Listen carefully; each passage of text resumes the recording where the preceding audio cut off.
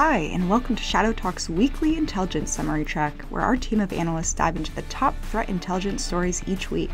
To read their full findings and analysis, make sure to visit resources.digitalshadows.com. Now here's your host, Harrison Van Riper. Hello, and welcome back to another episode of Shadow Talk, episode 5 today. I'm your host, Harrison Van Riper. Back with me today is the dream team from last week. Alex G sitting next to me in Dallas. Alex, how are you? I'm great. Good to be back for another week in a row. Yep, we watched the Super Bowl last week with Zuko and other human puppies. A couple of friends, we did. What do you think? What do you think of the game? I really don't know anything about sports, so yeah, you're not a big sports ball fan. Apparently, the game was not the best, but I left before it was over anyway, so I guess I didn't miss out on much. It was incredibly boring. I'll leave it at that. So good times. It was good food. You know, one of our other colleagues, Alec, he had us over and we had some burgers and it was very good. Some barbecue actually as well. So It's delicious. Jamie, what are your thoughts on the Super Bowl? Well, I'm just kind of disappointed I didn't get the invite to the Super Bowl party, to be honest. I mean, yeah, we probably should have, but, you know, it was kind of like a week out and, you know, we didn't want you to have to pay like $2,000 to come over here. Yeah, you know, it's the thought that counts, though. You guys could have paid for the flight between you. If everyone chipped in. That is true, yeah. True friends would pay for the flight over. Exactly. So that's Jamie. Jamie Collier joining us from beautiful, sunny, never, ever raining or snowing London. How's the weather over there? How's Gino dealing with it? You can't ask a British person about the weather. It just gets worse and worse? Or? Yeah. Well, the stereotype is that British people only talk about the weather, so... You know, I think you bring me out of my comfort zone a bit, but Gino's very good. He was with the dog sitter today, so surrounded by friends and got very muddy and wet. So maybe I've kind of subtly alluded to the weather there. That's true. Yeah, it's kind of cold here in Dallas too. Yeah. So, well, if you don't want to talk about the weather, I have some other topics we could talk about, like malware. Oh my goodness, what a transition there. Well, we'll get to you. We'll get to you later. We're going to start with Jamie though. So Jamie, you're our InSum man this week. Why don't you fill me in on what happened? So the main story in the InSum this week was about a commercially developed tool referred to as Karma that was used by contractors comprised of Emirati security officials and former United States intelligence operatives that were working for the UAE intelligence services through a unit referred to as Project Raven. And this Karma tool was able to secure remote access to iPhones to obtain photos, emails, text messages, location data from the phones, included a variety of targets, both domestic and foreign. This included activists, diplomats, government officials. So some of the specific targets included a senior Turkish government official and a human rights activist in Yemen. So this was likely for surveillance as the main objective, but obviously given the breadth of targeting, this could have been motivated to kind of limit dissent, prevent political protests, or mitigate negative domestic press coverage of the UAE government. Interesting. So, one of the things that I think comes to mind for me is the Pegasus spyware. So, is this somewhat similar? Is this the same kind of a thing? Yeah, I think what it now indicates is a broader trend. So we've seen quite a few instances of spyware being sold and then being condemned. We've had Gamma Group, we've had the hacking team, we've obviously had NSO Group and Pegasus, as you mentioned. So there's now quite a long record of these incidents. And despite that controversy, despite these incidents being condemned, they're still going on. So I think what it tells us is that this is likely to sustain in the long run. Interesting. So what do you think the overall impact of this is going to be? I know that you say that it's going to kind of proliferate and kind of keep going on, but within the, I guess, short term, what are we thinking? Yeah, I think there's a few different takeaways here. I think one is that these were quite sophisticated tools. So they were able to gain access to iPhones, and the UAE was also able to hire out quite sophisticated operators. So this was former National Security Agency operatives from the USA.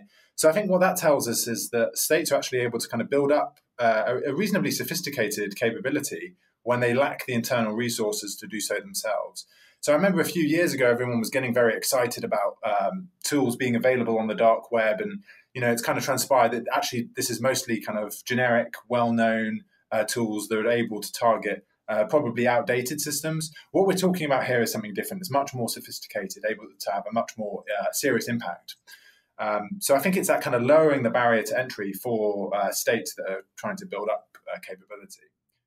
I think the impact will be most clearly felt within those traditional targets I mentioned, so activists, journalists, foreign governments. We don't see too much regarding commercial espionage with spyware, although I think it's still plausible that businesses could be targeted, or even the employees of businesses if they're kind of connected to political events or activist campaigns. We also see that spyware is particularly prominent in terms of activity levels within the Middle East. So I think this is something to kind of watch going forward. Could kind of see that continue to be used. Cool. Yeah, I think this was a really interesting piece from this week. We don't see a whole lot of U.S. Cyber activity, even tangentially, really, kind of being reported. So I think this was a cool piece. If you want to read the full intelligence summary, go to resources.digitalshadows.com to download the whole thing. So Alex, moving on. Now you can talk about the malware. So TrickBot's like that annoying fly in the room that just never goes away. It's always there. And we've been seeing updated config files almost on a weekly basis. And so this campaign in specific was a widespread spam campaign, and they were impersonating the company JP Morgan. So they were using malicious attachments in emails to try and get people to install this specific banking Trojan onto their devices. And this is something that's persistent, right? These kinds of attacks are likely to continue in the next 3 to 6 months. And we're almost certain to see updated configurations very consistently as well. Man, TrickBot just never seems to go away. Nope, it's always there. Sticking around. Always there. Cool. All right, Jamie, we have some Ocean Lotus activity from this week. Why don't you talk about that? Yeah, so Ocean Lotus are a Vietnamese-based threat actor that perhaps go under the radar a bit compared to, say, Russia, China, North Korea, and Iran. They used a new custom downloader malware called Kurdown, and the payload for this was Cobalt Strike, which is a kind of well-known variant of the Cobalt Strike penetration testing tool. So this looks most likely used for espionage. It appears to have targeted Vietnamese-speaking entities, although we could kind of certainly see these tactics being deployed against additional targets outside of Vietnam as well in the future. All right, then moving on to the last highlight for this week. Alex, there's some new DDoS attack stuff going on. Is Zuko worried about this DDoS stuff? Zuko's probably not worried unless it manages to attack and affect his treat distributor. But if you remember, last year in 2018, there was a very strong DDoS attack against the code-sharing site GitHub. So it was an amplification attack, and it made the news because it was, at that time, the strongest one that we've seen so far. And so recently, there was another one that used some different methods, but it was about 4 times more powerful than the GitHub attack. And this was against an unspecified target, but it was also more difficult to mitigate. And so even though we didn't know who was necessarily behind it or who it targeted, it's interesting to see how attackers are able to continually increase their sophistication and their capabilities. Interesting. So how big was the attack? So this one used 2 slightly older techniques, so SYN flood and a large SYN flood, and they directed 500 million packets per second against the target, which is a significant amount. So unless you have pretty significant DDoS protection software, if you suffer an attack like this, it could almost definitely cause significant disruption to your organization. Definitely. All right, so looking ahead, Jamie, what do we have? Well, the United States has organized a summit on Middle Eastern security taking place in Poland. The Munich Security Conference is also coming up, so we can kind of expect cyber espionage threat actors to target these events and all the kinds of different stakeholders there. Also, Nigeria has a general election coming up. The Chief Justice has recently been kind of suspended, so a bit of controversy there. Certainly kind of possible that we'll see ideologically motivated threat actors conduct disinformation campaigns or target opposition groups. We also have Valentine's Day coming up next week. Typically, we've seen cyber criminals and other types of threat actors capitalizing on these types of events. So we can probably look forward to seeing some scammers with fake discount codes, gift cards, and fake dating websites as well. Capitalizing fraud on love. Yeah, it's a sad world we live in, unfortunately. Jeez, come on, threat actors. All right, well, that was a really good week. That's going to do it for us. Seriously, listeners, go try out Test Drive on our site. It gives you full access to these incidents so you can see them even before we talk about them in the podcast.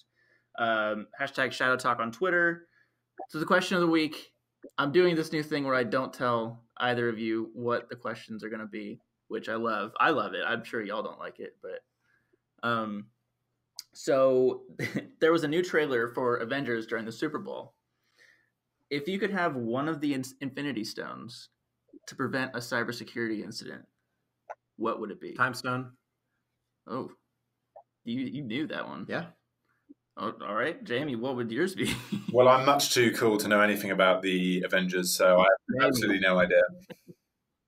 What are the 5 that he could choose from? It's time, power, reality, mind, and soul, right? I think that's it. Yes. I don't know. It's just that the time stone it's overpowered. You can do almost anything. You can do anything with it, the time right? stone. So that's a cheap answer, basically. The other ones, if you have the time stone, you really don't need the other ones. Yeah. Well, I'll go for that one as well. There you go. Perfect. Cheaters. Both of you are cheaters. I would say power, just because then I could just like push somebody away from their computer, like just like knock them out. But if you have the time stone, you just go back in time. But I'm not a cheater. I'm not. That's a cheat. That's a cheat. It's cheating. Well, like Doctor Strange is a cheater. You can tell that to Thanos. Yeah, I will. See how he deals with that. Dusted everybody. Spoilers. All right, so that will do it. Thank you, everybody. Thank you, listeners. Thank you, guests. Thank you, Thanos. Talk to y'all next week. Bye.